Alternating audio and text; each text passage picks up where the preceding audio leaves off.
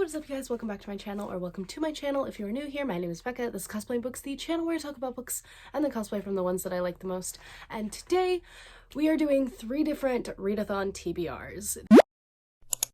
The first one we're going to do is Adventurerathon, hosted by K-Beth Bookish. The second is the Five Nights at Freddy's 4 Readathon, which is hosted by Stuck in the Middle with You. And the third is the Bookemon Readathon, at least my January part, which is hosted by Reading with Merb. So let's start with our Adventurerathon. So this is the first round that we get to go on an actual adventure instead of doing the character making, which is fun. There's only one required prompt, and that is the guild hall, and it is to pick a table 1 through 4, whichever one that fits your character's aesthetic, and then read a book that also fits said aesthetic. I ended up picking table 2, which is the table of like the assassins, essentially the ones with all the weapons and the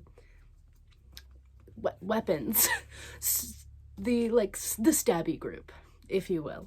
So I ended up picking a book that had weapons on the cover, so I picked One for My Enemy by Olivia Blake, and I've already started reading it and tabbing it. It is very good so far. This is about, basically, it's a Romeo and Juliet retelling in modern day Manhattan, and it's about witches, which is fun. And the 2 main characters are enemies, or at least their families are enemies. They're not really enemies. They kind of love each other already. But I'm enjoying it so far. And it also has really pretty like art in it, like illustrations, and I think it's really pretty, even on the what are these called? End papers. So I think that's really fun. But that is my guild hall book. Now, from here, I don't exactly know what I'm going to be reading in what order. I'm just going to say it how I have it mapped out on my bullet journal. So the next one is The Elder Glade, which is a book that features a magic forest. For this, I picked Midnight in Everwood, which is a Nutcracker retelling, I believe. I don't know much about it because I don't have it with me, and I can't look it up, but it sounds fun, and it has a really pretty cover, and it has forest. Next we have Karst Village, which is the prompt is a place in the title or a setting in the title, and it can also be unspecific. So I chose A House of Roots and Ruin because house would technically work for that. I meant to read this in December and I didn't, so now I'm reading it now. Hopefully. It's a really big book. It's really chunky. It's a very chunky book, and it's kind of scary. We shall see how it goes. Next, we have Sage's Retreat, which is a random letter generator. I got the letter P, so I went with Ash Princess by Laura Sebastian. This is one of my 12 books will self-destruct, so it's a good thing that I have it on this, because then I can read it and decide if I want to destruct it or not. I don't know much about this book, but I'm gonna read it. Next is Everglade Falls, which is a book with both a water source and a light source on the cover.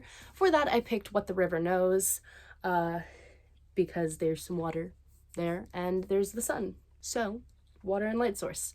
Again, I don't know much about this book. Hoping I like it. Next is The Well of Fortune, which is, the prompt is it has a magic source that is very specific, comes from like a very specific place. For that, I picked Daughter of the Siren Queen, which the magic comes from the ocean. I'm very excited for this book because I really want to finish the series off. I really enjoyed the first book, and so I really wanted to get to the second one, and I'm very excited to get to it. And the last of the main path prompts, the main quest prompts, is Alaria Ruins, or Alaria Ruins, I don't remember, which is a book that has some sort of history in it, that features kind of history. For this, I went with like an ancient curse, and for that I picked Fruits Basket Volume 3, which the main characters, well, besides Toru, are cursed with this curse of the zodiacs. So basically, if they get, I think it's just touched or hugged, I think it's touched by someone of the opposite gender, then they turn into whatever their zodiac is. So like there's the cat, the mouse, there's a dog. But yeah, basically it's an ancient curse. So, history. All right, that is the Adventurerathon TBR. On to the next TBR. All right, now we are going to talk about the Five Nights at Freddy's 4 Readathon, hosted by Stuck in the Middle with You. There are 5 prompts, because there's 3 different pathways, I believe. So I picked one, and I will talk about that in a second. Also, don't mind the jacket, I got cold. Anyway, so first off, the first prompt is the starter prompt, which everyone has to read if you participate in it. And it is Nightmare Freddy, and it is to read in bed, read a book in bed. For this, I'm not really picking a book, but I have like a possibility, because just whatever I read most in bed, that's the one I'll go with.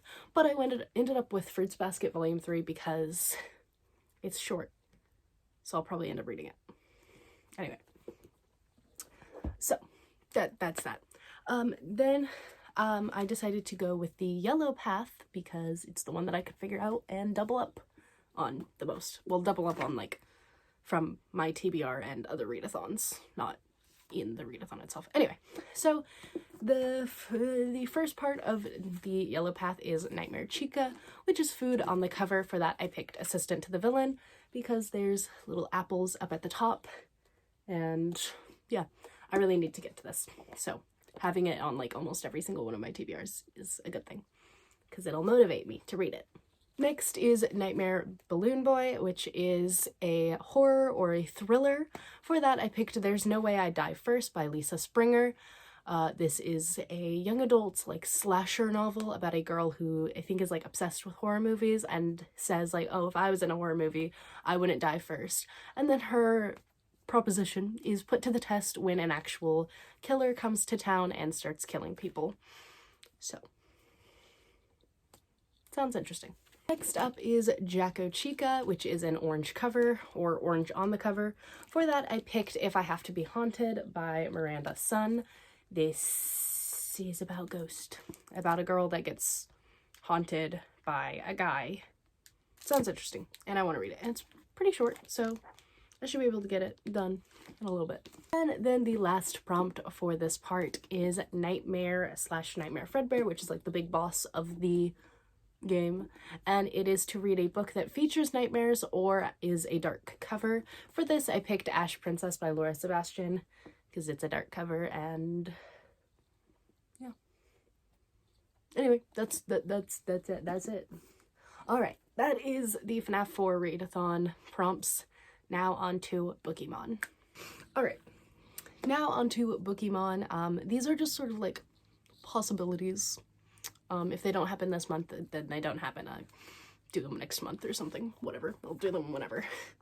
But the only one that I do need to do this month is for the January Bookemon, and the prompt is, or the item is a pacifier, and the prompt is to read a children's book, so that means like a picture book, a middle grade, etc., etc. For this, I'm picking Five Nights at Freddy's Fazbear Frights Blackbird. It's a middle grade, I'm pretty sure, and I actually really need to read these because I have a lot of them and I have barely read them. So that's what I'm gonna do. All right, now on to the normal, regular other ones. Anyway, first we have Bread, which is a book that you think will be a comfort read. For that, I picked Cress by Marissa Meyer. Marissa Meyer's books have typically been really good comfort reads for me, so I think that Cress would be good, and I've started reading that one back a while ago and then never finished it, so, and I really was enjoying it. So next is The Lizard, which is a reptile on the cover. For that, I picked What the River Knows because it has little like crocodile alligators. I don't know if it's a crocodile or an alligator, but both of them are reptiles, so it doesn't matter. So that's what I'm picking. Next is The Sunflower, which is 50% or more yellow on the cover.